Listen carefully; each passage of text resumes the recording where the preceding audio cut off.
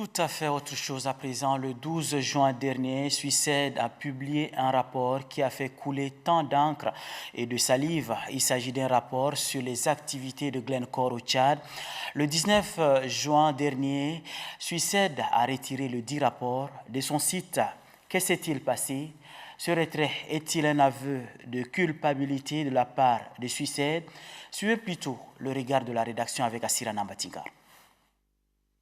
Les nouvelles technologies de l'information et de la communication ont indéniablement démocratisé la communication et l'accès à l'information. Mais attention, tout n'est pas à consommer avec volupté.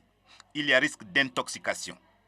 Le 12 juin dernier, les internautes, surtout ceux qui sont intéressés par des sujets touchant le Tchad, ont découvert sur les sites un rapport de l'ONG Suicide sur les activités de Glencore au Tchad.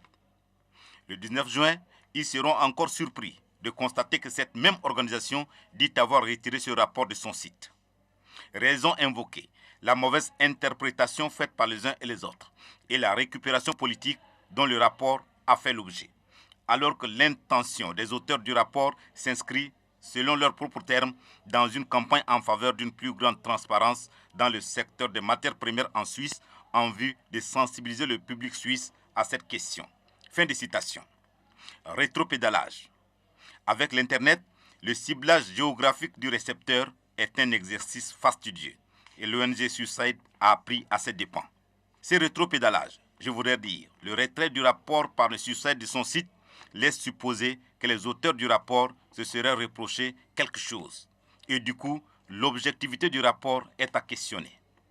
Et ainsi, son contenu se passe de tout commentaire.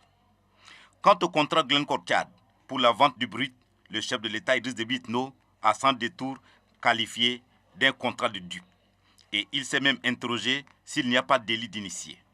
Ces mots du chef de l'État sont suffisamment clairs et laissent comprendre que le gouvernement tchadien aurait activement contribué à la réalisation d'un tel rapport, non seulement pour informer le public suisse, mais aussi tchadien.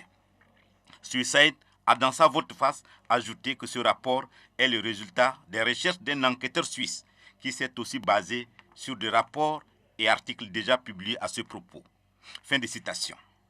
Une chose est sûre, le rapport n'a pas obéi aux règles élémentaires de production de documents scientifiques objectifs, par son caractère unilatéral.